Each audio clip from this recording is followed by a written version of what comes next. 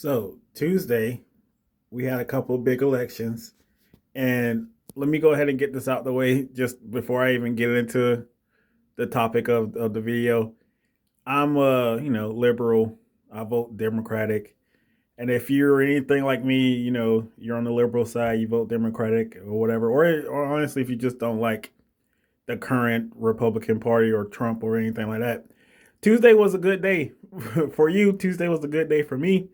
I just want to get out of the way. I know the title of the video might be a little misleading. Tuesday was a good day. It was night. It was a good night. Democrats and Democratic issues and anything related to Democrats pretty much won across the board wherever they were running at.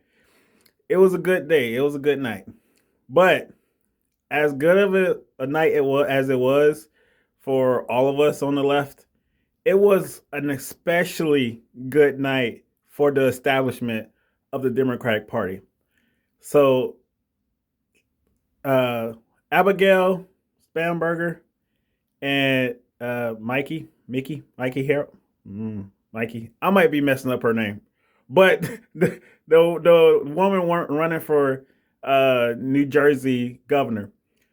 Both of them are moderates. Both of them are like centrists, moderates, however you want to say it, or at least that's how they describe to me.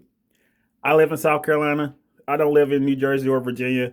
I kind of followed the races, but I didn't go into their policies or anything like that. So I could be wrong. If you live in Virginia or New Jersey or you just know more about it, you can tell me I'm wrong.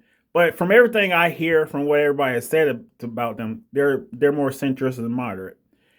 Both of them super outperformed what the polls were going to say. They destroyed the expectations. You know what I'm saying?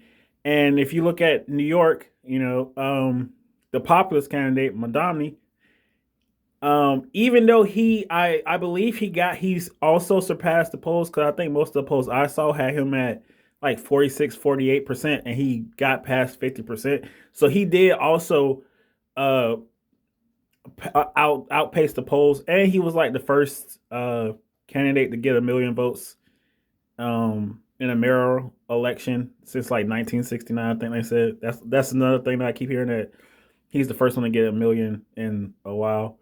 Um, and so it was he had a good win, but I'm already starting to see some of the moderate slash centrists saying like, you know, Mondami didn't outpace. He didn't do as good as the centrist moderates did. You know what I'm saying? And although they're not necessarily saying like everybody's still in the happy phase, so nobody's actually like necessarily saying like, well, that means that you shouldn't follow Monami. I feel like I'm butchering his name. I apologize. I'm usually better with it, but I know I'm butchering his name. But they're not going to that far yet. So far, everybody's still been like, he ran a good campaign. He's energizing, blah blah blah. But they every now and again they drop that little, yeah, the two women really did great. You know what I'm saying? They kind of did better. You know what I'm saying? They drop it. You know what I'm saying? And this is the thing.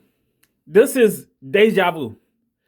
This is, if you follow politics, if you've been following politics for a while, this is deja vu. Donald Trump gets elected.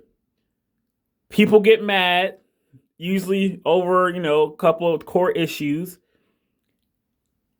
Donald Trump loses, or, MAGA, the Republicans lose badly in midterms and off-year elections. The Democrats take back power somewhat, Well, no, they did take back power. And they don't do shit with it. Because at the end of the day, the establishment of the Democrats, of the Democratic Party, they don't really want to do shit. They just want to be in power. Like, they don't really want to move the needle. Like, they don't want things to go bad. Don't get me wrong. They don't want things to go bad, and they will try to provide some marginal increase in your life because they want power. You know what I'm saying? But they ain't really trying to rock the boat. It's not in their incentive structure to rock the boat. And by the centrists doing so well, even though I'm happy because I'll take almost any Democrat over a Republican right now. I am worried that we're going to relive the same thing we already lived through, except for it's going to be worse.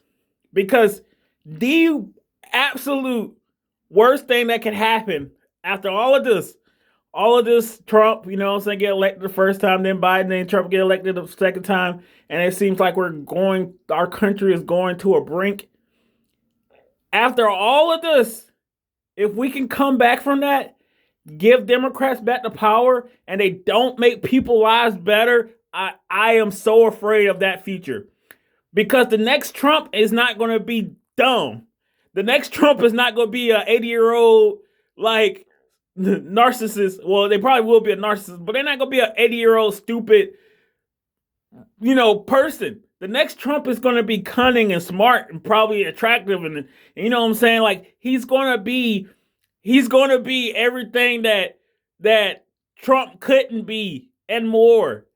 And if the Democrats, if we on the left do not do not make things better for people, do not give people a positive alternative, if we take power back and we don't do shit with it because we don't now I won't say they don't really want to do shit with it, we could be looking at the potential end of this country because we're not.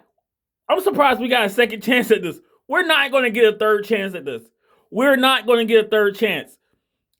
So, as great as the elections were on Tuesday, you know what I'm saying? I'm not trying to be a sourpuss. I'm not trying to rain on anybody's parade. You know what I'm saying? We have to keep our eyes on the prize, which is, it's not just beating Trump. It was never about just beating Trump. MAGA is bigger than Trump. That the right wing the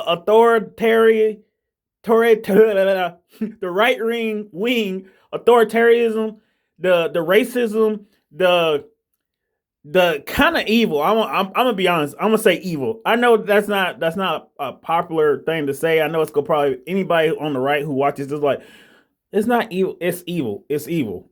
You know what I'm saying? Or I always say misguided. I won't if not evil, misguided. It's a lot of people who don't understand what's going on. Donald Trump is not the biggest enemy of this country right now. It's not Donald Trump, it's his movement. And you're not going to beat Donald Trump's movement just by beating Donald Trump. It's like if you kill the head of ISIS, ISIS doesn't go away. If you kill the head of Al Qaeda doesn't go away. The movement continues. So enjoy Tuesday. Hopefully we hit these midterm elections and it's another great night for us and enjoy that. But let's not let our eyes get off the prize. Let's not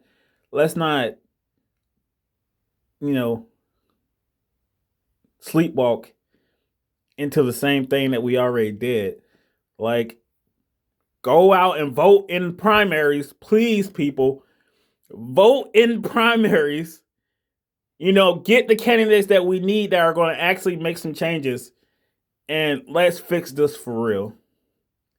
So, once again, like, subscribe, share, all that stuff. You know what I'm saying? Help me help myself. And let's keep moving.